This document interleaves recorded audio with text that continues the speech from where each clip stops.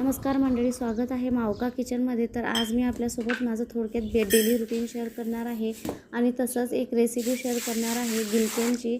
तर त्याच्यासाठी गिलके घेतलेले आहेत, 1 वाटी मुगाची डाळ घेतलेली आहे, काही लसूण पाकळ्या सोलून घेतलेल्या आहे आणि एक कांदा बारीक चिरून घेतलेला आहे। तर तापलेल्या तेलामध्ये आपल्याला जिरं आणि मोहरी यांची आपल्याला फोडणी द्यायची आहे आणि बेसिक मसाले घालून आपल्याला ही भाजी बनवायची आहे।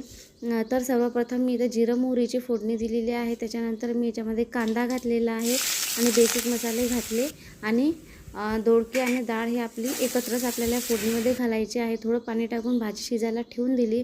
त्यानंतर मी परत बेडरूममध्ये आले आणि मिस्टरांचं शर्ट प्रेस करायचं होतं, तर मिस्टरांचं शर्ट प्रेस केलं। त्याच्यानंतर भाजी शिजली आणि भाजी शिजल्यानंतर मी इथे लगेच फुलके बनवायला घेतले आणि मिस्टरांना लगेच जेवण बनवून दिलं। आणि असं आहे माझं आज थोडक्यात डेली रुटीन। तर कसं वाटलं